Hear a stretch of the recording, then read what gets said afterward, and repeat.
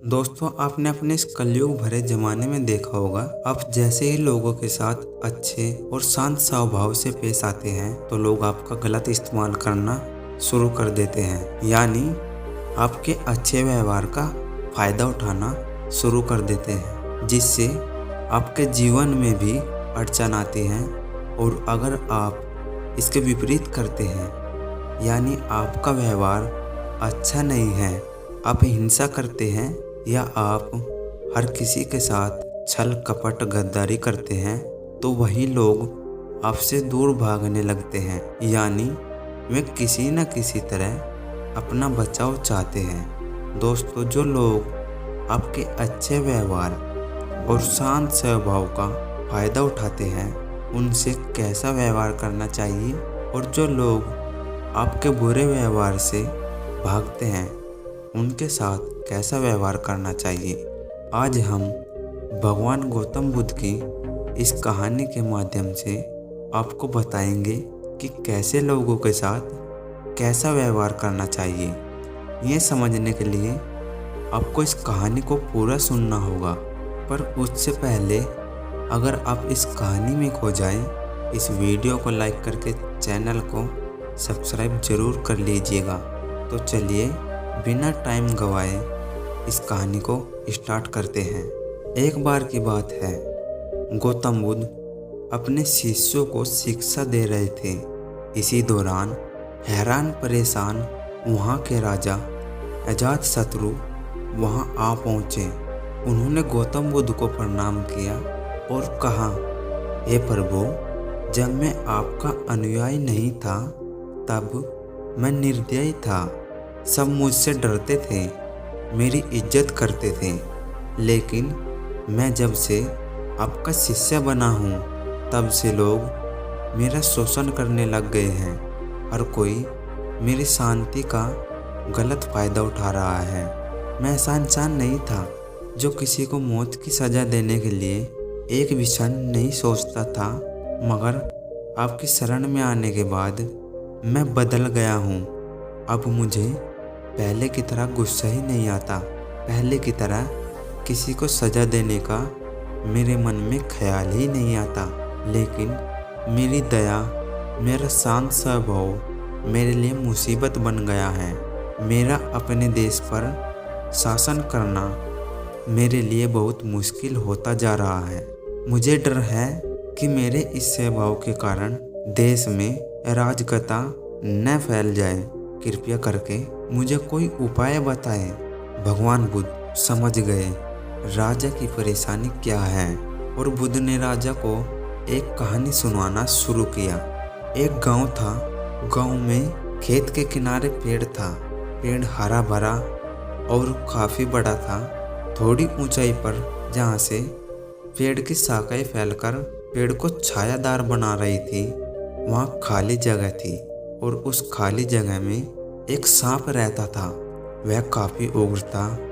वहाँ आने जाने वाले लोगों को हलचल पर वह उन्हें काट लेता था, जिससे कई लोगों की मौत हो गई थी। लोगों ने डर से पेड़ के पास आना जाना बंद कर दिया था। एक दिन वहाँ से एक साधु गुजर रहे थे। उन्होंने इस खूबसूरत पेड़ को देखा। उन्होंने सोचा, क्यों ना आगे बढ़ने से पहले इस पेड़ की छाया में ध्यान लगाया जाए। साधु को उस पेड़ की तरफ जाता देखकर एक किसान ने उस सांप के बारे में बताया कि आप वहां मत जाइए, वहां एक सांप है जो कि आने जाने वाले लोगों को काट लेता है। लेकिन साधु एक मुस्कान के साथ पेड़ की तरफ चल दिए। साधु जैसे ही पेड़ के नीचे ध्यान लगाने बैठे, वैसे ही सांप गुस्से से फुफकारते हुए उस छेद से बाहर आ गया। सांप बिल्कुल काटने के लिए तैयार था। तभी साधु ने सांप की आंखों में देखकर मंत्र का जाप करना शुरू किया। मंत्र के जाप से सांप में बात करने की शक्ति आ गई। सांप ने कहा, यहाँ आने की किसी की हिम्मत नहीं होती।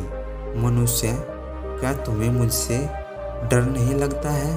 क्या तुम नहीं जानते हो यह मेरा इलाका है?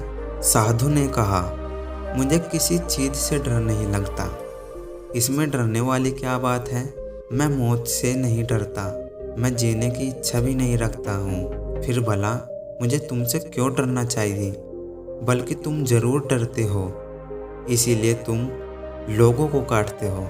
तुम्हें डर है लोग तुम्हें मार देंगे। सांप हैरान था, वह कभी ऐसे इंसान से नहीं मिला था जिसे उससे डर नहीं लगता हो।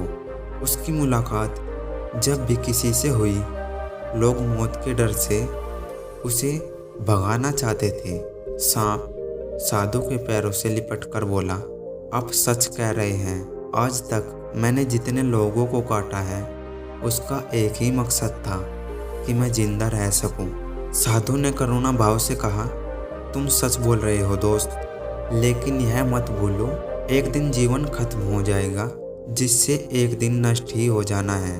उसके लिए किसी की जान ले लेना उचित नहीं है। साधु की बातों का सांप के ऊपर बहुत गहरा प्रभाव पड़ा।